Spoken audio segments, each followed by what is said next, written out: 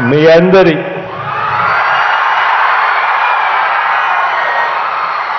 చిక్కటి చిరునవ్వుల మధ్య,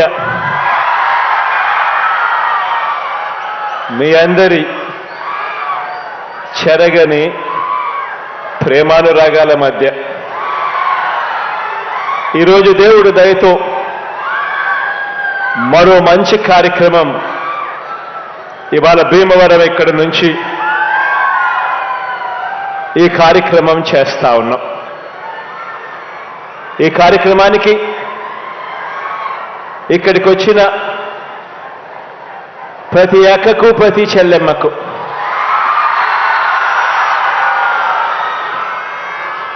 ప్రతి అవ్వకు, ప్రతి తాతకు, ప్రతి సోదరుడికి, ప్రతి స్నేహితుడికి ముందుగా మీ అందరి ఆత్మీయతలకు రెండు చేతులు జోడించి పేరు పేరున హృదయపూర్వకంగా కృతజ్ఞతలు తెలుపుకుంటా ఉన్నాను.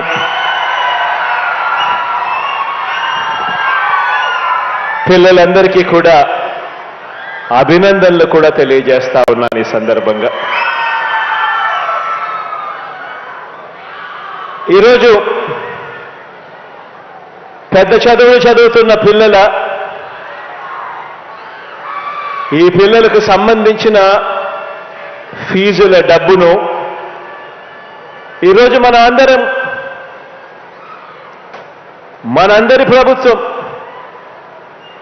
ఈరోజు ఆ ఫీజుల డబ్బును ఆ పిల్లల తల్లుల ఖాతాల్లోకి,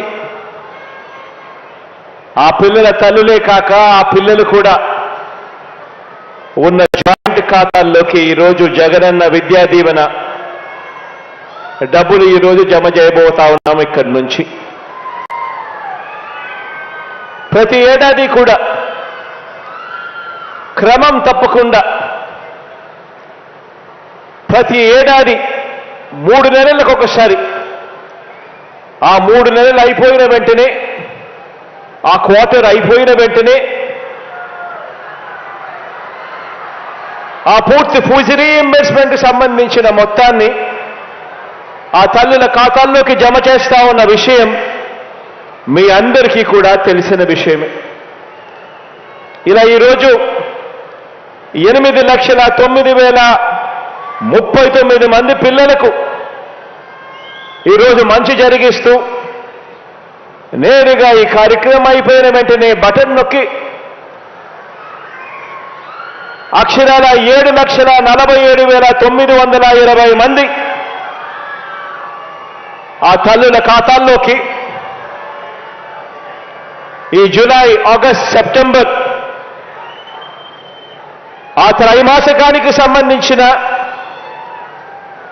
అక్షరాల 583 కోట్ల రూపాయలను నేరుగా జమ చేయనున్నాము ఈ రోజు ఇక్కడి నుంచి. ఫైనల్ ఇయర్ విద్యార్థులకు ఏమాత్రం కూడా ఇబ్బంది కలగకూడదు అన్న ఉద్దేశంతో దాదాపు 2 లక్షల మంది విద్యార్థులకు ఫైనల్ ఇయర్ విద్యార్థులకు చివరి ఇన్స్టాల్మెంట్గా చెల్లించాల్సిన ఫీజును కూడా ముందుగా ప్రీవియస్ క్వార్టర్స్లోనే వారి తల్లుల ఖాతాల్లోకి ఇప్పటికే జమ చేశాం. ఈరోజు ఈ 4.5 సంవత్సరాల కాలం ఈ ప్రయాణం ఒక్కసారి గమనించినట్టయితే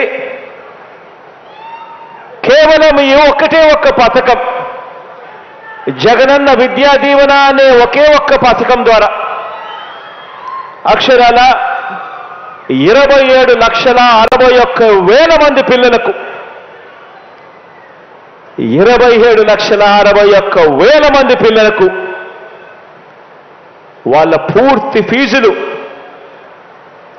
ఏమాత్రం కూడా ఆ పిల్లలు కానీ, ఆ పిల్లల తల్లిదండ్రులు కానీ ఏమాత్రం కూడా ఇబ్బంది పడకూడదు అని ఆ పిల్లల తరపున, ఆ పిల్లల తల్లులు అంటే నా అక్కలు, నా చెల్లెమ్మల తరపున ఆ పిల్లలకు ఒక మంచి మేనమామగా, అక్షరాల 27,61,000 మంది పిల్లలకు మంచి జరిగిస్తూ కేవలం ఈ జగనన్న విద్యా దీవెన అనే ఒకే ఒక్క పథకం ద్వారా అక్షరాల ఇచ్చింది 11,900 కోట్ల రూపాయలని కూడా చెప్పడానికి గర్వపడతా ఉన్నా. కేవలం ఈ ఒకే ఒక్క పథకం ద్వారా. ఇదొకటే కాదు, జగనన్న వసతి దీవెన అని చెప్పి ఈ 4.5 సంవత్సరాలలో పిల్లలు చదువులే కాదు, వాళ్ళ బోర్డింగ్ అండ్ లాడ్జింగ్ ఖర్చుల కోసం కూడా ఆ పిల్లలు ఇబ్బంది పడకూడదు, ఆ పిల్లల తల్లిదండ్రులు ఇబ్బంది పడకూడదు అని చెప్పి ఆ విషయంలో కూడా ఆ పిల్లలకు అండగా తోడుగా ఉంటూ ఈ 4.5 సంవత్సర కాలంలోనే దీనికోసం ఇచ్చింది మరో 4,275 కోట్ల రూపాయలు. పెద్ద చదువులు చదువుతా ఉన్న ఈ పిల్లలకు ఉన్నతమైన చదువులు చదవాలి, ఆ చదువుల కోసం ఆ పిల్లలు అప్పులు పాలయ్యే పరిస్థితి రాకూడదు అని చెప్పి తపన తాపత్రయంతో జగనన్న విద్యా దీవెన, జగనన్న వసతి దీవెన అనే ఈ 2 పథకాలకు హైయర్ ఎడ్యుకేషన్లో ఉన్న ఆ పిల్లలకు మంచి జరగాలి అని తాపత్రయంతో అక్షరాల ఖర్చు చేసింది 16,176 కోట్ల రూపాయలు అని చెప్పడానికి కూడా గర్వపడతా ఉన్నా. ఈరోజు వీళ్ళ బ్రతుకులు మారాలి, ఈ కుటుంబాల్లో నుంచి ప్రతి ఒక్కరూ బయటికి రావాలి, గొప్ప డిగ్రీలతో బయటికి రావాలి, ఇంజనీర్లు కావాలి, కలెక్టర్లు వంటి పెద్ద పెద్ద చదువులు చదవాలి, డాక్టర్లు కావాలి అని చెప్పి వీరందరూ పెద్ద చదువులు చదివితే ఆ కుటుంబాలు తలరాతలు మారుతాయి అని చెప్పి తపన తాపత్రయంతో అడుగులు పడ్డాయి. మన ప్రభుత్వం అధికారంలోకి రాకమునుపు 2017-18కి సంబంధించిన ఫీజులు సైతం పెండింగ్లో ఉన్న పరిస్థితులు, బకాయిలుగా ఉన్న పరిస్థితులు, ఎగ్గొట్టిన పరిస్థితులు, దానికి సంబంధించిన 1,777 కోట్ల రూపాయలు కూడా మనందరి ప్రభుత్వమే ఆ పిల్లల కోసం చిక్కటి చిరునవ్వులతోనే మనమే చెల్లించామని కూడా చెప్పడానికి గర్వపడతా ఉన్నా. ఈరోజు ఒక్కసారి తేడా గమనించినట్టయితే గత ప్రభుత్వ హయాంలో 12,000 కోట్ల రూపాయలు కూడా సరిగ్గా ఖర్చు చేయని పరిస్థితులు ఉంటే ఈరోజు 18,576 కోట్ల రూపాయలు ఖర్చు చేసిన పరిస్థితులు ఈరోజు కనిపిస్తా ఉన్నాయి. తేడా గమనించమని చెప్పి మిమ్మల్ని అందరినీ కూడా కోరుతా ఉన్నా. చదువు అన్నది ఒక తలరాతను మార్చే ఒక ఆస్తి. మనిషి తలరాతను కానీ ఒక కుటుంబం పేదరికం నుంచి బయటికి రావాలి అని చెప్పి అనుకున్నా కానీ వెనకబడిన తలరాతలు, వెనకబడిన కులాల తలరాతలు కానీ లేదా ఒక దేశపు భవిష్యత్తు కానీ ఇవన్నీ కూడా మార్చగలిగిన శక్తి కేవలం ఒక్క చదువు మాత్రమే ఉంది అని కూడా ఈ సందర్భంగా తెలియచేస్తూ దీన్ని గట్టిగా నమ్మాను కాబట్టి ఈరోజు మనందరి ప్రభుత్వం విద్యా విధానంలో స్కూల్స్ దగ్గర నుంచి, గవర్నమెంట్ బడుల దగ్గర నుంచి మొదలు పెడితే హైయర్ ఎడ్యుకేషన్ దాకా ప్రతి అడుగులోనూ కూడా ఈ 55 నెలల ప్రయాణంలో విప్లవాత్మక అడుగులు వేయగలిగాము అని కూడా చెప్పడానికి ఈ సందర్భంగా గర్వపడతా ఉన్నా. ఆలోచన చేయమని అడుగుతా ఉన్నా. గతానికి ఇప్పటికీ తేడా చూడమని చెప్పి అడుగుతా ఉన్నా. నాడు నేడుతో వారి బడులు బాగుపడిన తీరును గమనించమని చెప్పి కోరుతా ఉన్నాను. స్కూళ్లలో, గవర్నమెంట్ బడులలో పిల్లలకిచ్చే జగనన్న విద్యా కానుక కానివ్వండి, స్కూళ్లలో పిల్లలకు మంచి భోజనం పెట్టాలి అని తాపత్రయంతో అడుగులు వేస్తూ జగనన్న గోరు మీద ఫోకస్ పెట్టిన విధానం కానివ్వండి, పిల్లలు బాగా చదవాలి, ఆ పిల్లలను బడులకు పంపించేందుకు ఆ తల్లులను మోటివేట్ చేస్తూ ఆ తల్లుల కోసం ఇచ్చే వైఎస్ఆర్ అమ్మఒడి కార్యక్రమం కానివ్వండి, పిల్లలు ప్రపంచంతో పోటీపడి గెలవాలి అని తాపత్రయంతో గవర్నమెంట్ బడులలో అన్నింటినీ కూడా ఇంగ్లీష్ మీడియం తీసుకొచ్చి గవర్నమెంట్ బడులను రూపురేఖలు మారుస్తా ఉన్న పరిస్థితులు కానివ్వండి, గవర్నమెంట్ బడులలో చదువుతా ఉన్న పిల్లలకు బైలింగ్వల్ టెక్స్ట్ బుక్స్ ఇచ్చే విషయం కానివ్వండి, ఒక పేజీ తెలుగు ఒక పేజు ఇంగ్లీషు పక్కనే బైలింగ్వల్ టెక్స్ట్ బుక్స్ ద్వారా పిల్లలకు ఇంకా మెరుగైన చదువులు ఇప్పించాలి అని తాపత్రయపడతా ఉన్న విషయం కానివ్వండి, పిల్లల కోసం తాపత్రయంతో శ్రీమంతుల పిల్లలకు మాత్రమే అవైలబుల్గా ఉన్న బైజూస్ కంటెంట్ ఆన్లైన్కి వెళ్ళి ఆ బైజూస్ కంటెంట్ కనుక కావాలి అని అనుకుంటే 15,000 రూపాయలు కడితే తప్ప అందుబాటులోకి రాని ఆ బైజూస్ కంటెంట్ ఏకంగా ఈరోజు మన గవర్నమెంట్ బడులలో చదువుతా ఉన్న పిల్లలకు అందించడం కానివ్వండి, ప్రతి బడిలోని ప్రతి క్లాసు 6వ తరగతి నుంచి ఆ పైన ప్రతి క్లాస్ రూమ్లోనూ కూడా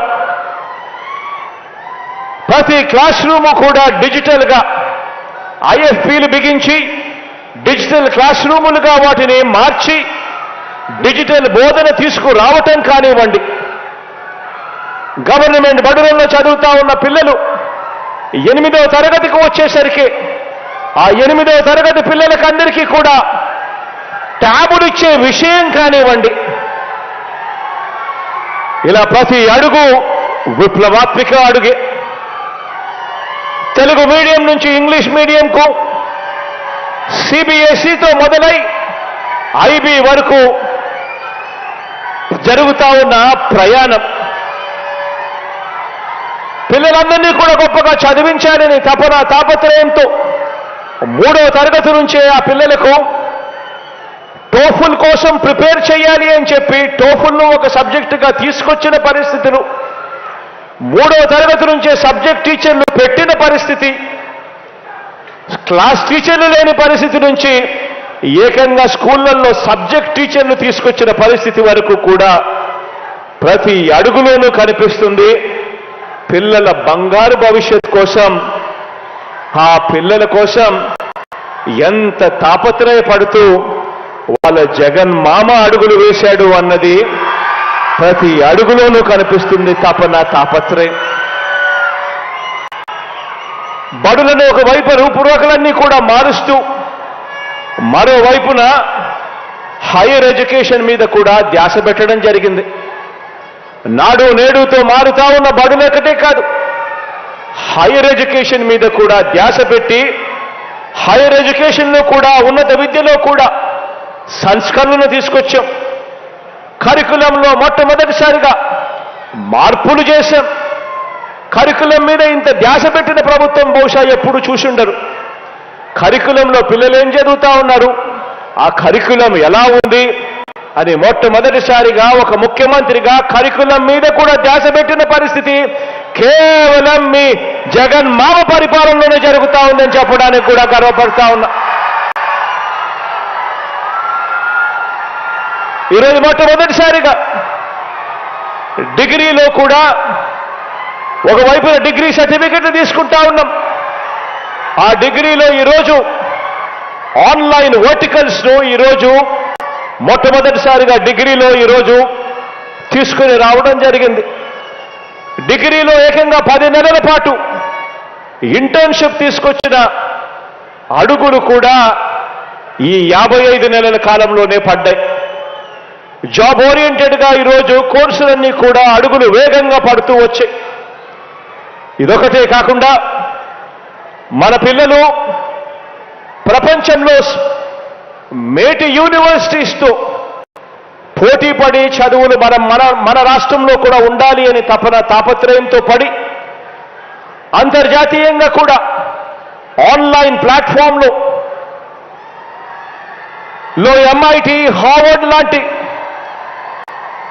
సర్టిఫికెట్లు ఆ సబ్జెక్టులకు సంబంధించిన సర్టిఫికెట్లు ఎంఐటి హార్వర్డ్ ఎల్బిఎస్ ఎల్ఎస్సి ఇటువంటి వారి సర్టిఫికెట్లు ఆ సబ్జెక్టులకు సంబంధించిన సర్టిఫికెట్లు మన పిల్లలకు మన డిగ్రీ చదువుతూ ఉండగా ఆ సబ్జెక్టు సర్టిఫికెట్ ఆ ప్రఖ్యాత యూనివర్సిటీస్ నుంచి కూడా వచ్చేట్టుగా ఎడెక్స్ అనే సంస్థతో ఇంటర్నేషనల్ సంస్థతో టైఅప్ అయి అది కూడా ఆన్లైన్లో ఆ కోర్సులన్నీ కూడా తీసుకొస్తూ ఆర్టిఫిషియల్ ఇంటెలిజెన్స్ను దీనికి అనుసంధానం చేస్తూ ఆ సర్టిఫికెట్లకు సంబంధించిన కోర్సులు కూడా మన డిగ్రీలో భాగం చేస్తూ ఈ ఫిబ్రవరి నుంచి ఆ దిశగా కూడా అడుగులు పడతా ఉన్నాయని కూడా చెప్పడానికి గర్వపడతా ఉన్నాను అని చెప్పి సందర్భంగా తెలియజేస్తా ఉన్నాను.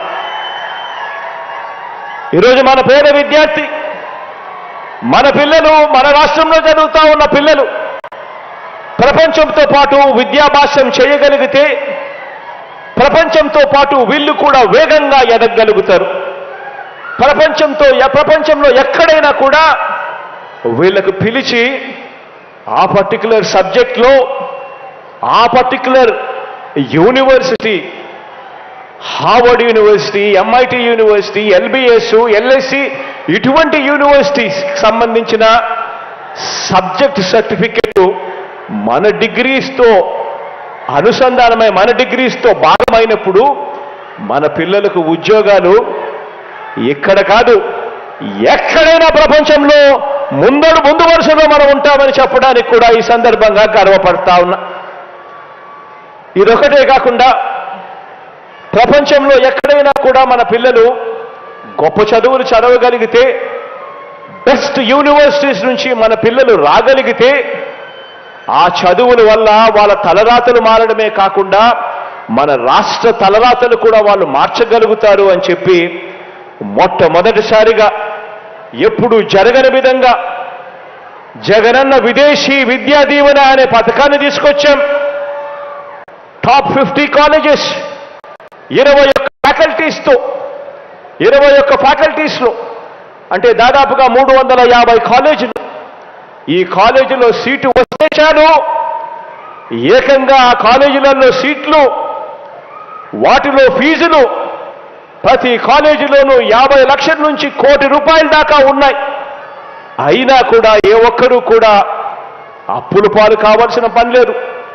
సీటు వచ్చినా ఆ డబ్బులు కట్టలేని పరిస్థితిలో మేము ఉన్నాము, ఎలా పోగలుగుతాము అని చెప్పి భయపడాల్సిన పని లేదు.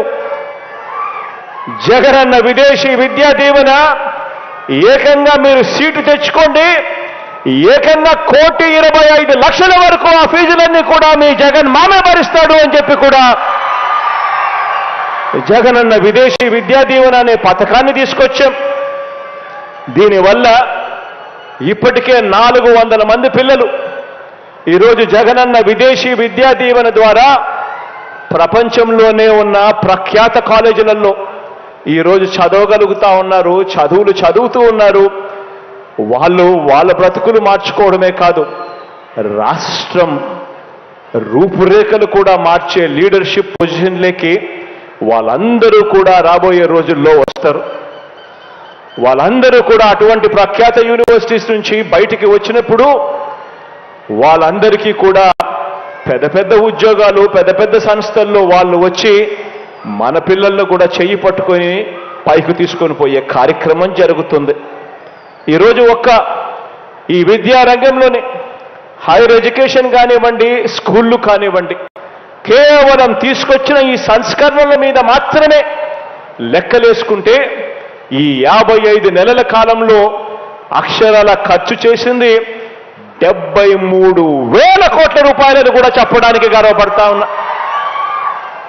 ఎడ్యుకేషన్ అనే ఒకే ఒక్క సెక్టర్ మీద స్కూల్స్ కానీ హైయర్ ఎడ్యుకేషన్ కానీ కేవలం ఈ సంస్కరణల మీద మాత్రమే మన పిల్లలు చదవాలి, గొప్పగా ఎదగాలి అని తాపత్రయంతో బహుశా ఎప్పుడు గతంలో జరగని విధంగా ఖర్చు చేసింది ఏకంగా 73,000 కోట్ల రూపాయలని చెప్పడానికి గర్వపడతా ఉన్నా. ఈరోజు గమనించమని అడుగుతా ఉన్నా. ఈరోజు ఇలాంటి మార్పులు ఒక్క విద్యారంగంలో మాత్రమే కాదు కనిపించేటివి.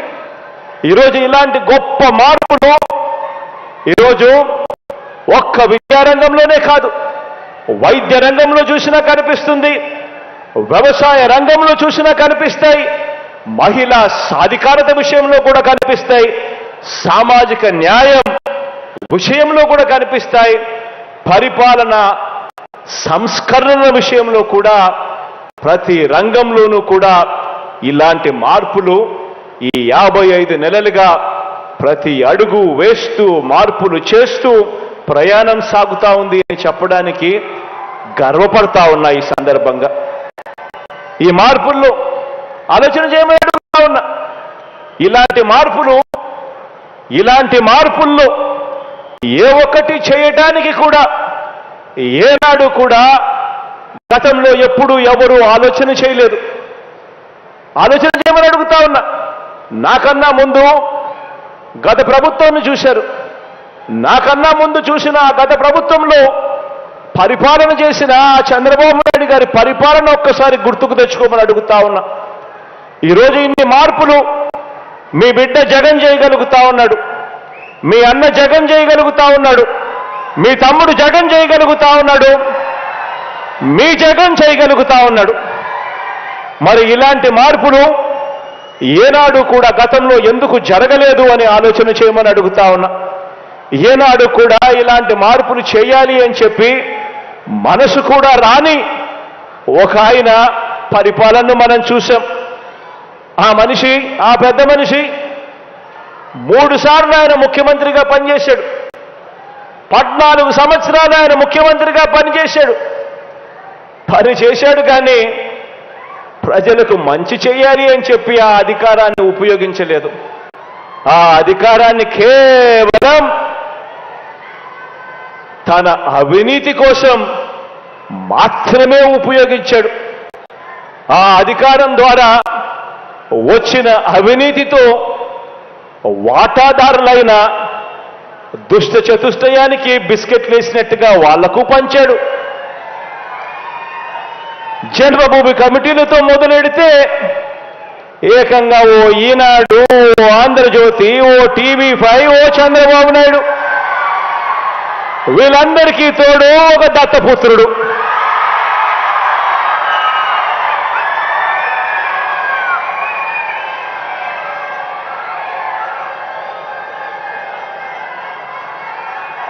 వీళ్ళందరూ కూడా అధికారంతో ఏం చేశారు అని అంటే ప్రజలకు మంచి చేసిన చరిత్ర లేదు, ప్రజలు గుర్తుపెట్టుకునే విధంగా పరిపాలన చేసిన చరిత్ర లేదు.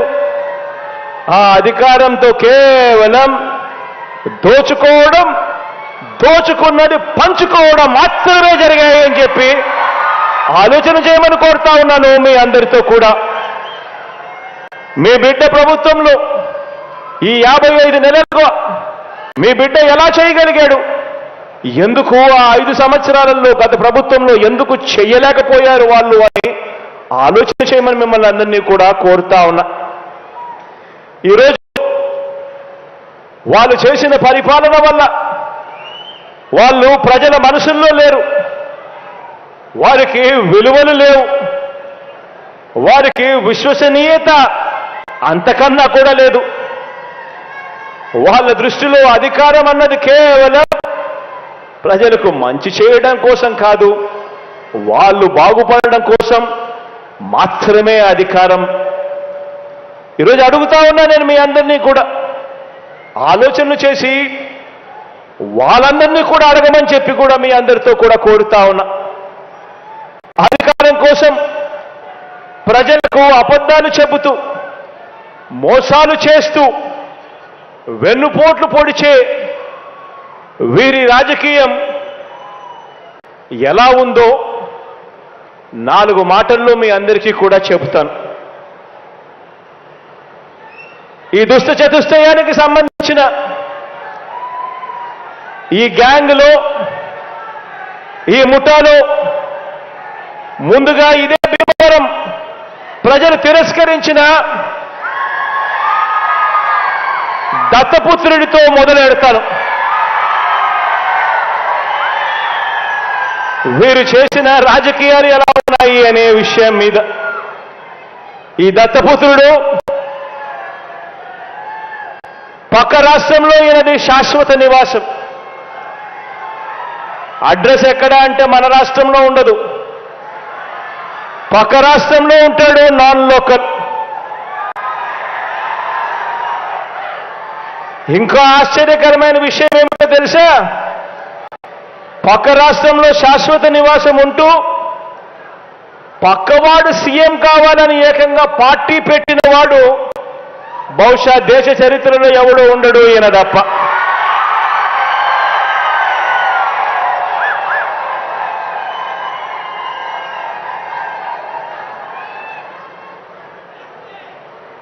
ఈ మనిషి బాబు ముఖ్యమంత్రి అయితే చాలు, అవే నాకు 100 కోట్లు అని, బాబు కోసమే తన జీవితం అని, అందుకు అంగీకరించని వారిని తన పార్టీలో కూడా ఉండకూడదు అని, ఈ విషయంలో వేరే అభిప్రాయం కూడా ఉండదు అని, తన పార్టీ నుంచి వాళ్ళు వెళ్ళిపోవచ్చు కావాలంటే అని చెప్పి కూడా తన సభల్లో ఉపన్యాసాలు ఇచ్చేవాడిని బహుశా ఎవరిని మనం చూసుంటాం, ఒక్క ఈయన తప్ప. ఈ దత్తపుత్రుడికి ఆ బాబు పొత్తులో ఎన్ని సీట్లు ఇచ్చినా ఓకే, ఏ సీటు ఇవ్వకపోయినా ఓకే.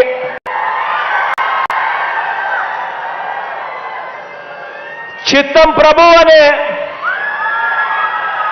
త్యాగాల త్యాగరాజుని మాత్రం ఇప్పుడే ఈ దత్తపుత్రుల్లో మాత్రమే చూస్తాం. ఎవరైనా ప్రజల కోసం త్యాగాలు చేసేవాడిని చూశాం కానీ ఏకంగా ప్యాకేజీల కోసం త్యాగం చేసేవాడిని మాత్రం బహుశా ఎప్పుడు చూసుండం.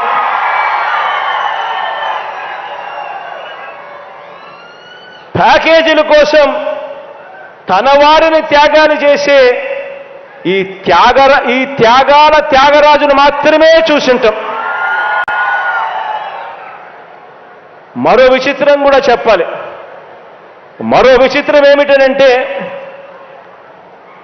ఈ త్యాగాల త్యాగరాజు గురించి, ఈ దత్తపుత్రుడు గురించి మరో విచిత్రం ఏమిటనంటే రియల్ లైఫ్లో ఈ పెద్ద మనిషి ఏ భార్యతోనూ ముచ్చటగా కనీసం 3-4 సంవత్సరాలైనా కూడా కాపురం చేసి ఉండడు.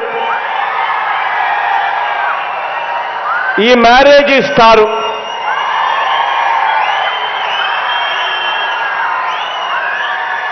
ఆడవాళ్ళను కేవలం ఆట వస్తువులుగా మాత్రమే చూస్తూ పెళ్లి అనే ఒక పవిత్ర వ్యవస్థను,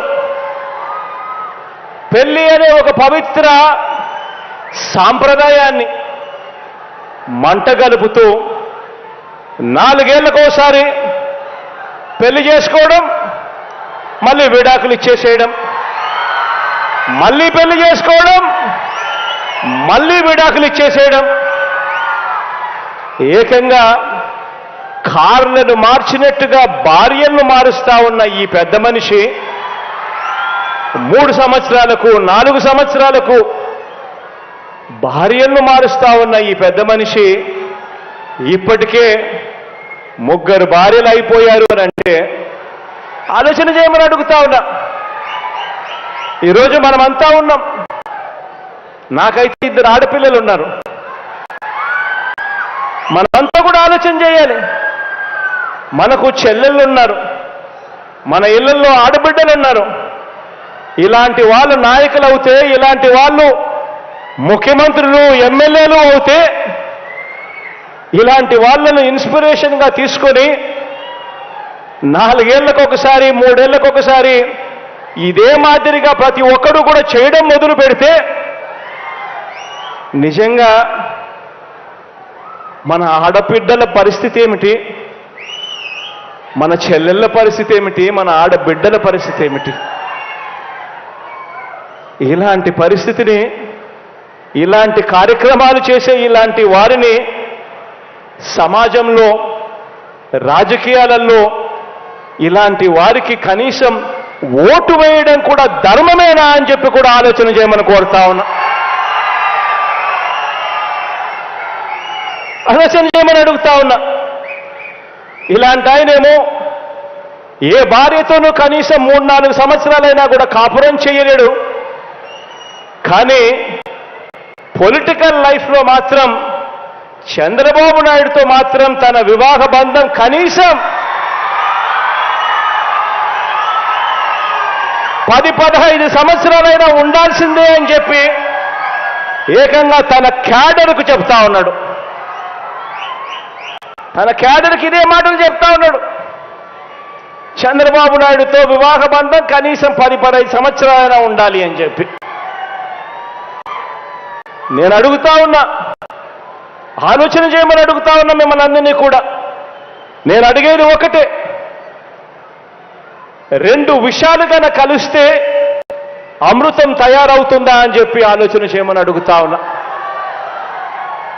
4 వంచకులు కలిస్తే మంది పెరుగుతారు కానీ ప్రజలకు చేసే మంచి పెరుగుతుందా అని చెప్పి నేను అడుగుతా ఉన్నా. ఆలోచన చేయమని చెప్పి నేను మిమ్మల్ని అందరినీ కూడా కోరుతా ఉన్నాను. ఒకరేమో పిల్లనిచ్చిన మామ, ఒకరైతే పిల్లనిచ్చిన మామ, సాక్షాత్తు కూతుర్నిచ్చిన మామ ఎన్టీ రామారావునే వెన్నుపోటు పొడిచిన క్యారెక్టర్ ఒకరిది.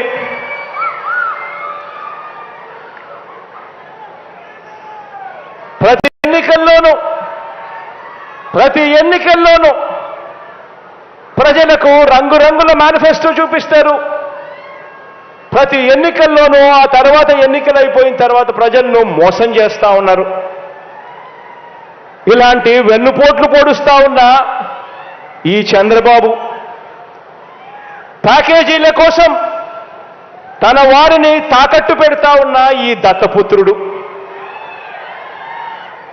వీరిద్దరి కుటిల నీతిని ఏ ఒక్క పేద కుటుంబమైనా, ఏ ఒక్క పేద కులమైనా వారి వల్ల ఎప్పుడైనా ఎదిగిందా అని అడుగుతా ఉన్నా. ఎదగగలుగుతుందా అని చెప్పి కూడా ఆలోచన చేయమని అడుగుతా ఉన్నాను. ఇటువంటి క్యారెక్టర్ లేని, విశ్వసనీయత లేని ఇలాంటి వ్యక్తుల పరిపాలనలో ఏదైనా ప్రజలకు మంచి ఎప్పుడైనా జరుగుతుందా అని అడుగుతా ఉన్నాను. ఆలోచన చేయమని అడుగుతా ఉన్నా. వీరి చరిత్ర మరికొంత వివరంగా కూడా, వీరి చరిత్ర గురించి మరికొంత వివరంగా కూడా చెప్తాను. చంద్రబాబు ఈ మనిషి వయసు 75 సంవత్సరాలు. 14 సంవత్సరాలు ఈయన ముఖ్యమంత్రిగా పనిచేశాడు. 3 సార్లు ముఖ్యమంత్రి అయ్యాడు. మరి 14 సంవత్సరాలు ముఖ్యమంత్రిగా పనిచేసిన ఈ వ్యక్తి, 3 సార్లు ముఖ్యమంత్రి అయిన ఈ వ్యక్తి మరి కేవలం 4.5 సంవత్సరాలు పరిపాలన చేసిన మీ బిడ్డతో ఢీకొడుతున్నాడు. మరి మీ బిడ్డతో కేవలం 4.5 సంవత్సరాలు పరిపాలన చేసిన మీ బిడ్డతో 14 సంవత్సరాలు పరిపాలన చేశాడు ముఖ్యమంత్రిగా. 3 పర్యాయాలు ముఖ్యమంత్రి అయ్యాడు. మళ్ళా అలాంటి వాడు ఢీకొడుతూ ఉన్నప్పుడు ఆ మనిషి నోట్లో నుంచి ఏం చెప్పాలి? ఆలోచన చేయమని అడుగుతా ఉన్నా. తాను ముఖ్యమంత్రిగా ఉన్న ఆ 14 సంవత్సరాల కాలంలో గుర్తు పెట్టుకోదగిన మంచి ఏదైనా, ఎవరికైనా, ఎప్పుడైనా ఈ పెద్ద మనిషి చేసి ఉంటే ఆ మంచి చేశాను కాబట్టి ప్రజలు నాకు మద్దతు తెలపాలి, ప్రజలు నాకు ఓటు వేయాలి అని చెప్పి అడగాలి. లేదా లేదా మన అమ్మఒడి, మీ బిడ్డ హయాంలో అమలవుతా ఉన్న అమ్మఒడి కంటే మెరుగైన పథకము తాను అమలు చేసి ఉంటే, నా 14 సంవత్సరాల కాలంలో అమ్మఒడి కంటే కూడా మెరుగైన పథకం నేను అమలు చేశాను అని చెప్పి ఓటు అడగాలి. లేదా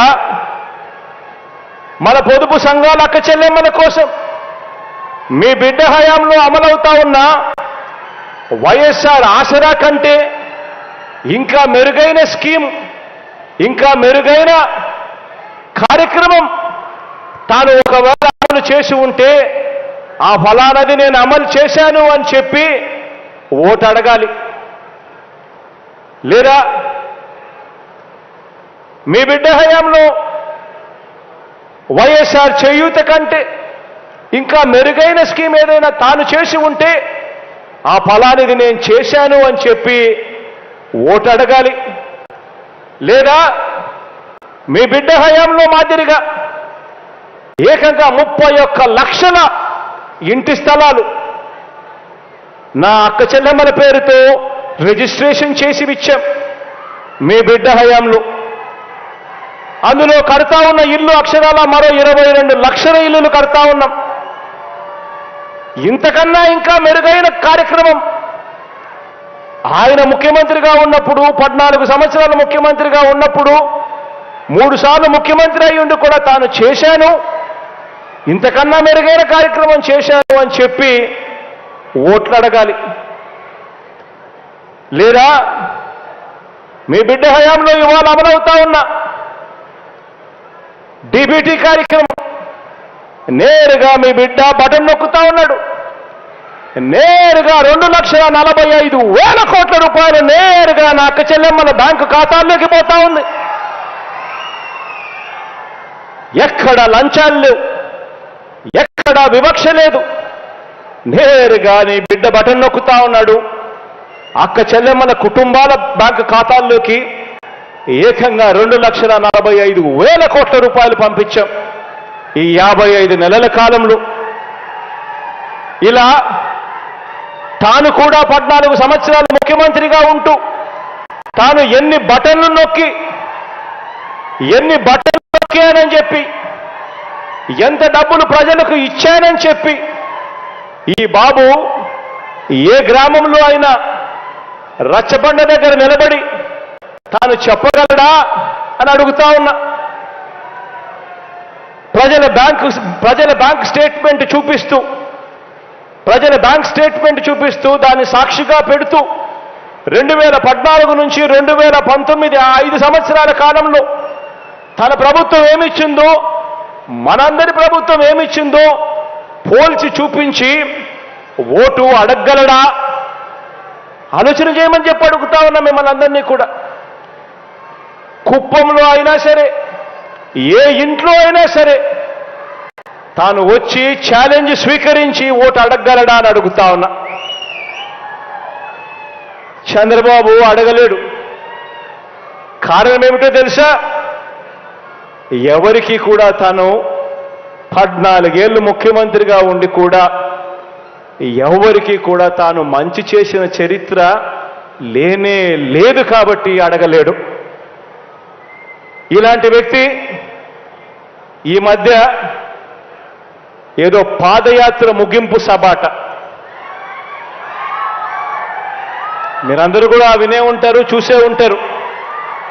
ఈ మధ్య ఏదో పాదయాత్ర ముగింపు సభాట, అందులో చంద్రబాబు మాట్లాడాడు. నేను ఒకటే అడుగుతా ఉన్నా, ఇదే పెద్ద మనిషి చంద్రబాబు నాయుడిని అడుగుతా ఉన్నాను, మీ అందరినీ కూడా ఆలోచన చేయమని కోరుతూ అడుగుతా ఉన్నా. కుప్పం నుంచి ఇచ్చాపురం వరకు మీ ఇష్టం, ఏ గ్రామాన్నైనా తీసుకోండి, ఆ గ్రామ సచివాలయం ఎవరు పెట్టారు అనంటే గుర్తుకొచ్చేది మీ జగన్.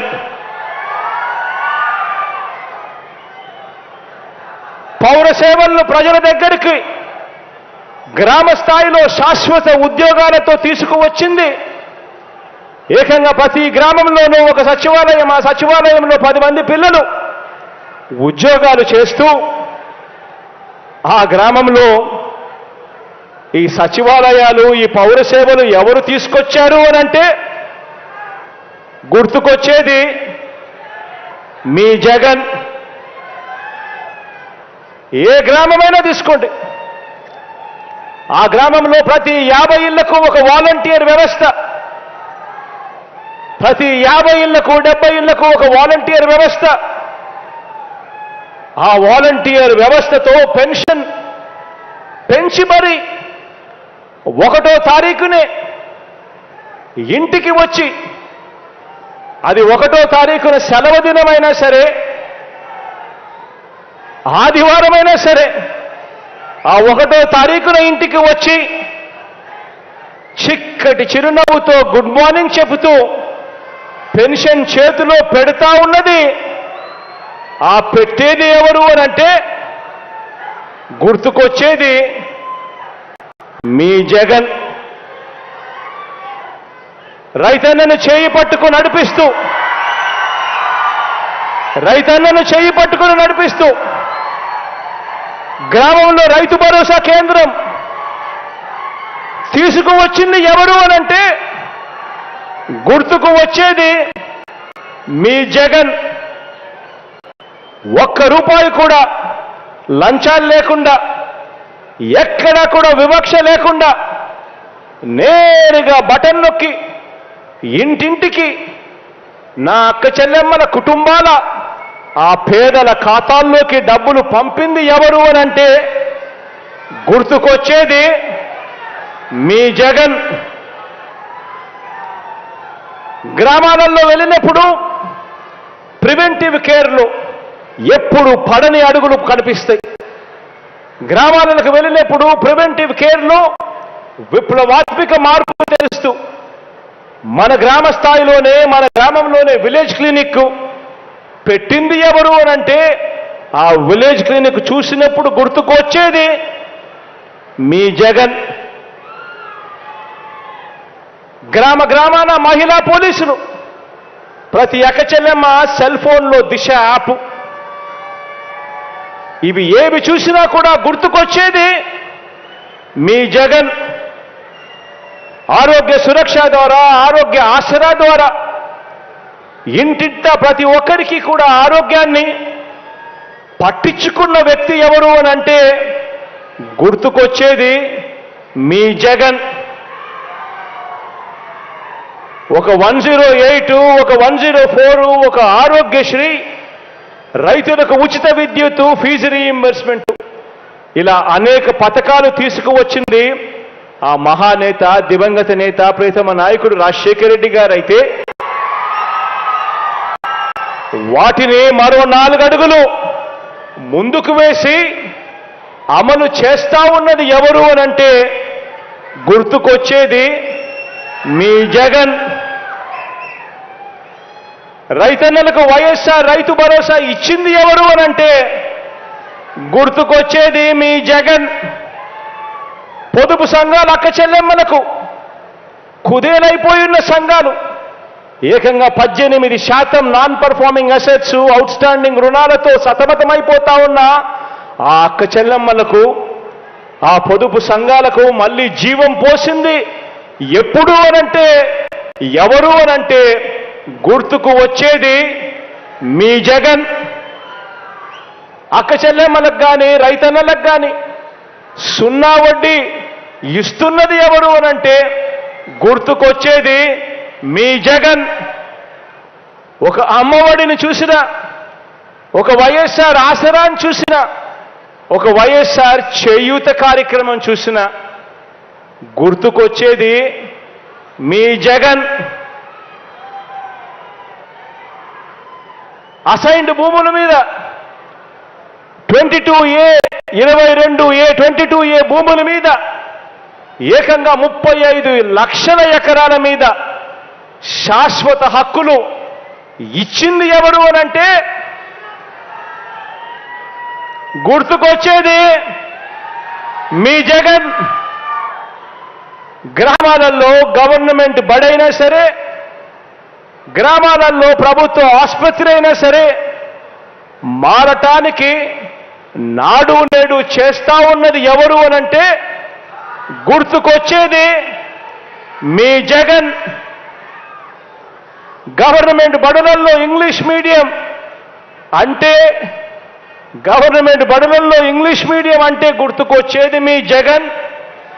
గవర్నమెంట్ బడులలో డిజిటల్ బోధన, ఐఎఫ్పీలు, పిల్లలకు ట్యాబులు వచ్చాయంటే కారణం మీ జగన్. బాబు కంటే 3 రెట్లు పెన్షన్ పెంచింది ఎవరు అనంటే గుర్తుకొచ్చేది మీ జగన్. శాశ్వత బీసీ కమిషన్ ఏర్పాటు చేసింది ఎవరు అనంటే గుర్తుకొచ్చేది మీ జగన్. ఎస్సీ, ఎస్టీ, బీసీ మైనారిటీలకు నామినేటెడ్ పోస్టుల్లో, నామినేటెడ్ కాంట్రాక్టులలో ఏకంగా 50% చట్టం చేసి రిజర్వేషన్ కల్పించింది ఎవరు అనంటే గుర్తుకొచ్చేది మీ జగన్. ఏకంగా 2,45,000 కోట్ల రూపాయలు బటన్ నొక్కి ప్రతి ఎక్కచెల్లెమ్మ కుటుంబాల ఖాతాల్లోకి పంపించింది ఎవరు అనంటే గుర్తుకొచ్చేది మీ జగన్. ఇందులో 75% నా ఎస్సీ, ఎస్టీ, బీసీ మైనారిటీ పేదలకు చేరింది అనంటే గుర్తుకొచ్చేది మీ జగన్. ఈరోజు మత్స్యకార భరోసా అన్న, నేతన్న నేస్తమన్న, వాహన మిత్ర అన్న, తోడు అన్న, చేదోడు అన్న గుర్తుకు వచ్చేది ఎవరు అనంటే మీ జగన్. ఆలోచన చేయమని అడుగుతా ఉన్నా. స్వతంత్రం వచ్చిన నాటి నుంచి 75 సంవత్సరాల కాలం మనందరి ప్రభుత్వం అధికారంలోకి రాకమునుపు మన రాష్ట్రంలో ఎన్ని మెడికల్ కాలేజీలు ఉన్నాయి గవర్నమెంట్లో అనంటే కనిపించేటివి 11. మీ బిడ్డ హయాంలో ఈరోజు కడతా ఉన్నవి మరో 17. స్వతంత్రం వచ్చినప్పటి నుంచి మన రాష్ట్రంలో ఉన్న పోర్టులు 4 లొకేషన్లలో 6 పోర్టులుంటే మీ బిడ్డ హయాంలో ఈరోజు కడతా ఉన్నవి మరో 4 పోర్టులు, కడతా ఉన్నవి మరో 10 ఫిషింగ్ హార్బర్లు. ఇదంతా కూడా కేవలం ఈ 4.5 సంవత్సరాల కాలంలో మాత్రమే జరిగింది అన్నది ఆలోచన చేయమని చెప్పి మిమ్మల్ని అందరినీ కూడా కోరుతా ఉన్నా. గతంలో కూడా పాలనను చూశారు. ఇంతకుముందు నేను చెప్పినట్టుగా 14 ఏళ్ళు ముఖ్యమంత్రిగా పరిపాలన చేసిన పాలన చూశారు. 3 సార్లు ముఖ్యమంత్రిగా ఆయన పాలన చూశారు. మీ బిడ్డ 4.5 సంవత్సరాల పరిపాలన మాత్రమే చూశారు. కానీ నేను చెప్పినటివి ఇవన్నీ కూడా కుప్పం నుంచి ఇచ్చాపురం వరకు మీ ఇష్టం, ఏ గ్రామాన్నైనా తీసుకున్నా కూడా ఈరోజు మీ బిడ్డ పరిపాలనలో తేడా, మార్పు ప్రస్ఫుటంగా కనిపిస్తా ఉంది అని చెప్పడానికి గర్వపడతా ఉన్నా. ఈరోజు దేవుడి దయతో, మీ అందరి చల్లని దీవెనలతో నిజాయితీగా విద్య మీద కానీ, వైద్యం మీద కానీ, వ్యవసాయం మీద కానీ, మహిళా సాధికారత మీద కానీ, సామాజిక న్యాయం మీద కానీ, పరిపాలనా సంస్కరణల మీద కానీ ప్రతి రంగంలోనూ కూడా ఈరోజు విప్లవాత్మక అడుగులు ఈరోజు రాష్ట్రంలో పడతా ఉన్నాయి. గతంలో ఎప్పుడు కూడా జరగని విధంగా, ఎప్పుడు చూడని విధంగా ఈరోజు అడుగులు పడతా ఉన్నాయి. ఇవన్నీ కూడా చేయని బాబును సమర్థించే వారికి ఆలోచన చేయమని అడుగుతా ఉన్నా. ఇది చాలా చాలా ఇంపార్టెంట్. ఇవన్నీ కూడా చేయని బాబును సమర్థించే వారికి ఇవన్నీ చూస్తే నిజంగా ఎంత కడుపు మండుతుంది. ఎన్ని జలసిల్ మాత్రలు ఇస్తే ఆ కడుపు మంట తగ్గుతుంది. ఆలోచన చేయమని అడుగుతా ఉన్నా. అందుకే వారు బాబు అనే చిన్న గీతను పెద్దది చెయ్యలేరు కాబట్టి మనం చేసిన అభివృద్ధి సంక్షేమం అనే పెద్ద గీతను చెరిపేందుకు ఈరోజు ప్రయత్నిస్తూ ఉన్నారు. వారి లక్ష్యం ఏమిటి అని అంటే బాబు చేయని అభివృద్ధిని ప్రజలకు గుర్తు ఉండకూడదు. అదేవిధంగా జగన్ ఇంటింటికి చేసిన మంచిని ప్రజలు మర్చిపోవాలి. ఇందుకోసమే ఈరోజు ఈ దిక్కుమాలిన రాతలు, ఈరోజు ఇందుకే దిక్కుమాలిన కథలు, ఈరోజు దిక్కుమాలిన కథనాలు ఉద్యోగాలను సైతం ఉద్యోగస్తులను సైతం రెచ్చగొట్టే కార్యక్రమాలు, రౌండ్ టేబుళ్ళు, రకరకాల పార్టీలు, రకరకాల వ్యక్తుల రంగ ప్రవేశాలు, కుట్రలు, కుతంత్రాలు ఇవన్నీ కూడా జరుగుతూ ఉన్నాయి. ఈరోజు తోడేళ్ళందరూ కూడా ఏకమై ఒక్క మీ జగన్ మీద, మీ బిడ్డ మీద ఇంతమంది ఏకమై ఈరోజు యుద్ధం చేస్తూ ఉన్నారు. ఆలోచన చేయమని అడుగుతా ఉన్నా. ఈరోజు చంద్రబాబుకి కానీ దత్తపుత్రుడికి కానీ వీళ్ళెవ్వరికీ కూడా ఒంటరిగా పోటీ చేసే సత్తా వీళ్ళిద్దరిలో ఎవరికీ లేదు. కారణం ప్రజలకు మంచి చేసిన చరిత్ర వీరికి లేదు కాబట్టి వీళ్లకు అన్ని చోట్ల పోటీ చేసే సత్తా లేదు. ఈరోజు అందుకే వీళ్ళందరూ కూడా నమ్ముకున్నది ఏమిటి అని అంటే వంచనను, మోసాన్ని ఈరోజు వీళ్ళందరూ నమ్ముకుంటా ఉన్నారు. ఈరోజు అమలు చేసిన మంచి కానీ, అమలు చేసిన మంచి స్కీములు కానీ ఇవేవి లేవు కాబట్టి ఏకంగా మోసాలకు ఈరోజు మేనిఫెస్టో అట, ఇద్దరు కలిసిస్తారట, రంగురంగుల వలలతో ఈరోజు ప్రజలను మోసం చేసేందుకు వస్తూ ఉన్నారు. అన్ని వర్గాలను వంచిన ఈ బాబు ఇప్పుడు కొత్తగా మరికొన్ని వాగ్దానాలతో వస్తూ ఉన్నాడు. మొన్ననే 6 గ్యారంటీలు అన్నాడు. అందరితో కూడా సరిపోదు, జగన్ను ఢీకొట్టలేము అని వాళ్ళంతటి వాళ్ళే ఆలోచన చేసుకొని ఈసారి ఉమ్మడి మేనిఫెస్టో అని చెప్పి మళ్ళీ ప్రజలను మోసం చేసేందుకు బయలుదేరారు. ప్రతి ఇంటికి కేజీ బంగారం ఇస్తారట, ప్రతి ఇంటికి ఒక బెంజ్ కారు కొనిస్తారట. ఆలోచన చేయమని అడుగుతా ఉన్నా. ఇలాంటి వారిని నమ్మచ్చా అని చెప్పి ఆలోచన చేయమని కోరుతా ఉన్నా. ఇలాంటి వారి బుద్ధిని చూసినప్పుడు, ఇలాంటి ఆలోచనలు చూసినప్పుడు వేమన రాసిన ఒక పద్యం గుర్తుకొస్తుంది. చెప్పమంటారా? ఎలుక తోలు తెచ్చి ఏడాది ఉతికినా కూడా నలుపు నలుపే గాని తెలుపు కాదు. కొయ్య బొమ్మను తెచ్చి కొట్టినా కూడా అది పలుకునా అని వేమన విశ్వదాభిరామ వినురవేమ అని చెప్పి అప్పట్లో ఇలాంటి వారి గురించి వేమన స్వామి వారు మాట్లాడారు. నిజంగా అడుగుతా ఉన్నా, వీరి బుద్ధి ఎలాంటిదో గమనించమని అడుగుతా ఉన్నా. ఇలాంటి వారికి మిమ్మల్ని అందరినీ కూడా ఇలాంటి వారితో అప్రమత్తంగా ఉండమని కోరుతా ఉన్నా. మన రాష్ట్రానికి ఇలాంటి వారి దగ్గర నుంచి విముక్తి కలగాలని కోరుకుంటూ, దేవుడు దయతో ఇంకా ఎక్కువ మంచి చేసే అవకాశం దేవుడు ఇంకా ఇవ్వాలని కోరుకుంటూ, ఈరోజు ముగించే ముందు ఈరోజు నా సోదరుడు శ్రీను పక్కనే ఉన్నాడు. శ్రీనన్న గురించి మీకు ఒకే ఒక్క విషయం చెప్తాను. శ్రీనన్న గురించి మీకు. సినిమాలలో ఇంతకుముందు ఇక్కడ పోటీ చేసిన వ్యక్తి అయినా సరే ఇక్కడికి ఒకవేళ మళ్ళీ వస్తాను అని చెప్పి బహుశా చెబుతా ఉన్నాడు. ఒక సినిమా హీరోని చూశారు. ఆ సినిమా హీరో క్యారెక్టర్ను కూడా మీరు చూశారు. కానీ మీ ముందర నేను నిలబెడతా ఉన్నా రియల్ లైఫ్ హీరోని నేను నిలబెడతా ఉన్నా.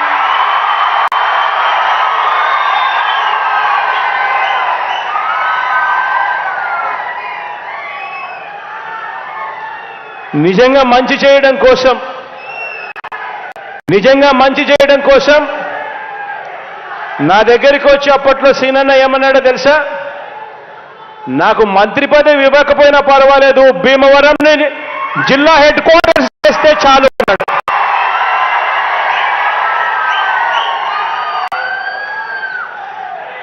నిజంగా రియల్ లైఫ్ హీరో అంటే ఇలాంటి మాటలు మాట్లాడతాడు. తాను అడుగుతూ ఈ ప్రాంతం అభివృద్ధి కోసం హౌసింగ్ కాలనీలలో భీమవరం మున్సిపాలిటీలో తాను హౌసింగ్ కాలనీలో లెవెలింగ్ వర్కుల కోసం తాను అడిగాడు. 39 కోట్ల రూపాయలు ఖర్చు అయ్యే ఈ లెవెలింగ్ వర్కులకు శాంక్షన్ చేస్తా ఉన్నామని చెప్పి సందర్భంగా తెలియజేస్తా ఉన్నా. సిమిలర్గా అదే మాదిరిగా రోడ్డు వర్క్స్ కోసం అడిగాడు. భీమవరం మున్సిపాలిటీ, భీమవరం రూరల్, వీరవసరం మండలంలో 5.5 కోట్లకు సంబంధించి అడిగాడు. అది శాంక్షన్ చేస్తా ఉన్నాము. యనమదూరు డ్రైన్ దగ్గర భీమవరం టౌన్లో ఫుట్పాత్ బ్రిడ్జ్ కావాలని అడిగాడు. దానికోసం 5.80 కోటి కావాలన్నాడు. అది శాంక్షన్ చేస్తా ఉన్నాము. Construction of major bridge at Gonteru dam అని అడిగాడు. దీన్ని కూడా 12 కోట్ల రూపాయలతో శాంక్షన్ చేస్తా ఉన్నామని చెప్తా ఉన్నాను. Reconstruction of bridge Bhimavaram Narsapuram road దగ్గర టొక్కడు డ్రైన్ల దగ్గర అని అడిగాడు. దీనికి 2 కోట్ల రూపాయలు ఖర్చు అవుతుందని అడిగాడు. దీన్ని కూడా శాంక్షన్ చేస్తా ఉన్నాను అని చెప్పి కూడా ఈ సందర్భంగా తెలియజేస్తా ఉన్నా. రాబోయే రోజుల్లో ఇంకా మంచి జరగాలని మనసారే కూడా కోరుకుంటూ, మీ అందరికీ మంచి చేసే అవకాశం దేవుడు ఇవ్వాలి అని కూడా కోరుకుంటూ ఈ కార్యక్రమాన్ని ప్రారంభిస్తూ నా స్పీచ్కి సెలవు తీసుకుంటా ఉన్నాను.